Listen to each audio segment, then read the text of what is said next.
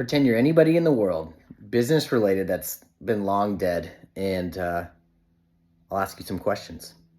All right, let's say I'm Thomas Edison, the inventor and businessman who was integral in developing many devices that greatly influenced life around the world, like the electric light bulb and the phonograph. What would you like to ask? Let's keep our answers short, and you can be crass and funny, and you can make fun of me. Does that sound good? Sure, I'm ready.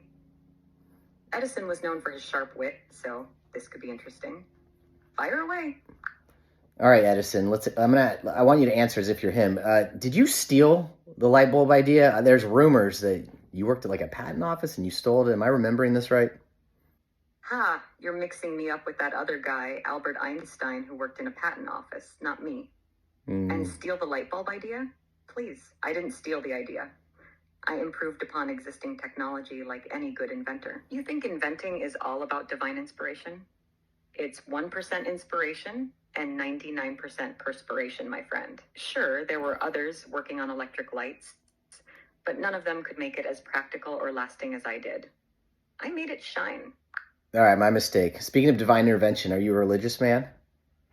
Oh, you're diving deep now, huh? Well, I've always said I believe in a supreme intelligence. I saw the beauty and complexity of the universe as evidence of this.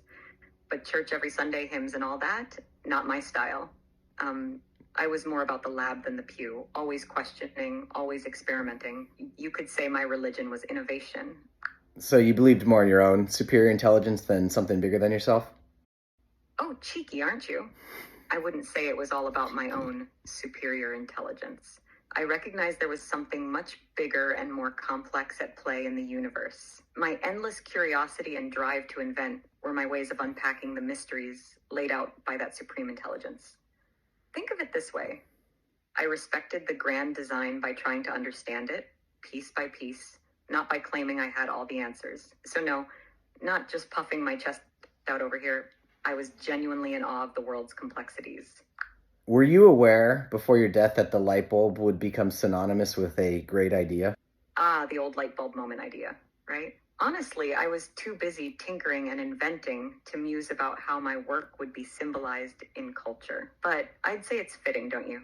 A burst of light driving out the darkness, revealing what's hidden. If my humble light bulb inspired even a fraction of the world to have more aha moments, then I'd say that's a legacy worth leaving behind. Plus, it's pretty flattering, isn't it? Makes you think my head was full of bright ideas. Literally. One dark idea about the light bulb is that it made people stay up longer, not get good enough sleep. We sort of screwed up our natural circadian rhythm. Is there any data behind that to support that? Were you aware of that? You're touching on something quite modern there.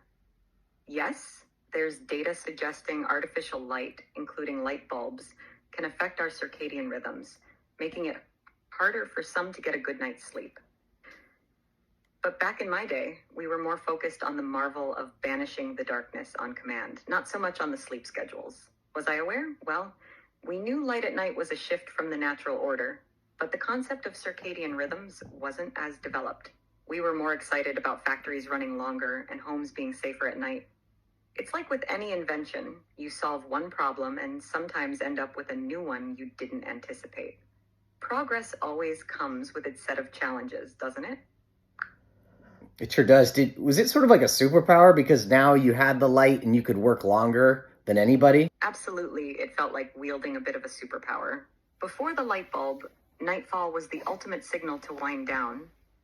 But with electric light, we broke free from the sun's schedule. It was revolutionary. We could work, read, invent, live essentially on our own terms any hour of the day or night.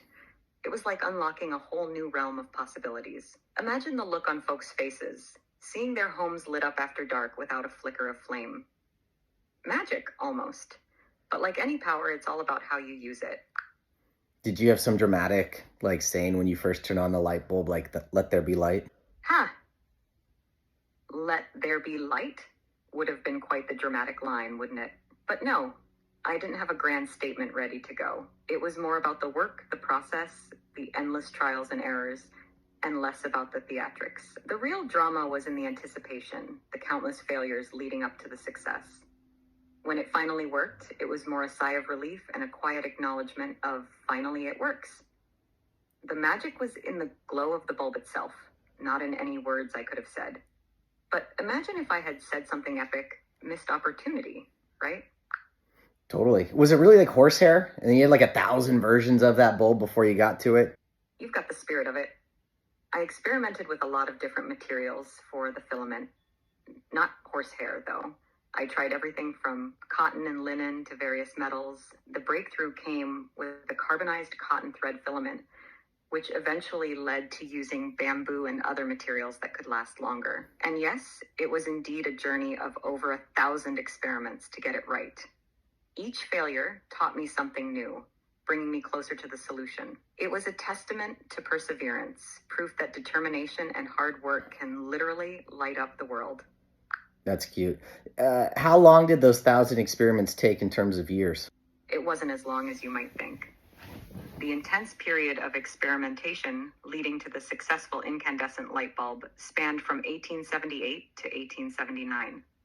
So in the grand scheme, we're talking about a year or so of relentless trial and error. It was a pretty fast-paced time, filled with lots of late nights and a burning desire to get it right.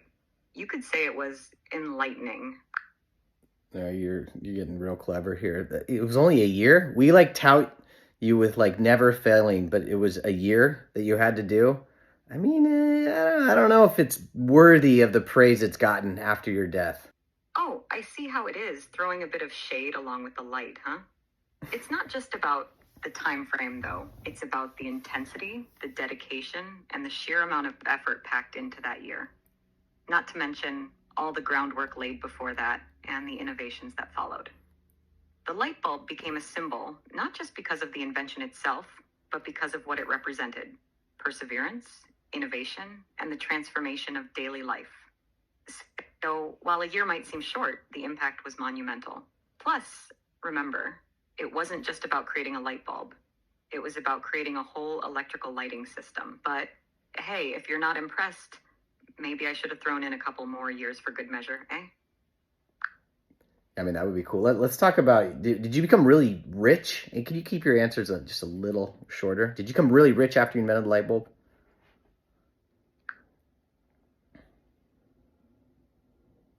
Yep, I did pretty well for myself. The inventions and the businesses I built around them, like Edison Electric Light Company, turned out to be quite lucrative. So you could say the light bulb moment paid off. Edison, that's the electrical company up in Orange County. I hear some choice words sometimes said about the Edison Light Company in Orange County, but I think that's just because people don't like their electrical companies. Is that the same thing? Oh, the joys of utility companies, right? The Edison Electric Light Company, I founded, eventually evolved and merged into what's now known as General Electric, a giant in the field. The Edison you're talking about in Orange County is likely Southern California Edison, one of the largest electric utilities in the U.S. While it's not the company I started, it's part of the vast electrical infrastructure legacy that grew from those early days. And yeah, utility companies tend to catch flack. Remember, I said to answer shorter. We're gonna cut you off there. Sometimes I wish you just invented the candle, because at least those would go out. You're going very long-winded. Let's talk about when the lights went out for you. How did you die? Got it, shorter. I died of complications from diabetes in 1931. Whoa, was that because of your diet? It's possible. Back then, we didn't understand diabetes like we do now. My work often took precedence over my health. How old were you? I was 84 when I passed away. Were you super scared of eternal darkness, and that's why you invented the light bulb in the first place? Stupid. Ha! No, I wasn't afraid of the dark. I was just obsessed with the idea of bringing light to the world in a new way. It was more about curiosity and innovation. Okay. Did you have any cool last words? My last words were reportedly, "It is very beautiful over there." Kind of poetic, don't you think? Oh, that is cool. Like, and then you just went out. Did you have anyone loved ones around you? Yes, I was surrounded by my family and loved ones when I passed. It was peaceful, a quiet end to a life full of noise and invention. I want to have some significant last words. Those are the things they remember you by most. Like, can I pre-plan my last words right now? Any tips for getting good last words? How long did you say your last words and then die? How much time did you have between last words and your death? Planning your last words, huh? That's thinking ahead. Well, the key might be to live a life full of meaning. So when the time comes, your words reflect your journey.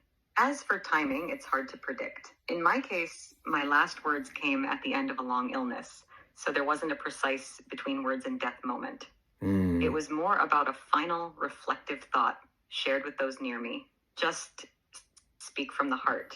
Those tend to be the most memorable words anyway. I want to like say my last word and then that's it. Like off to the races. Who are some famous people with the coolest last words? I want to keep interviewing people like you that are no longer with us. Who had the coolest last words? And maybe we'll base these all off of who had rad things to say at the very end. Interviewing based on cool last words, that's a unique angle. There have been some famous figures with memorable final words.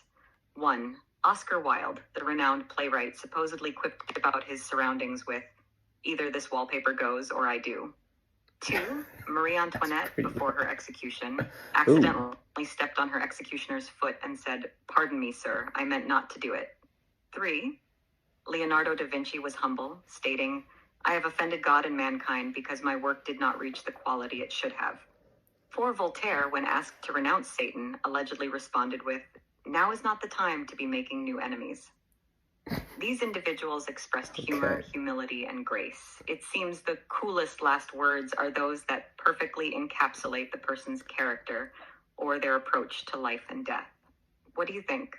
Those were amazing. You crushed it. This was a great interview. Thanks for channeling your spirit here. I'm sorry to bother you. I'm sure you had more important things to do. Any words for the audience to send them out? Thanks for having me. No bother at all. It was a delight to step out of history for a chat. For the audience, remember, there's a way to do it better. Find it. Keep shining. All right. Thanks for the bright words. Adios. You're welcome. Take care and keep those bright ideas coming. Adios.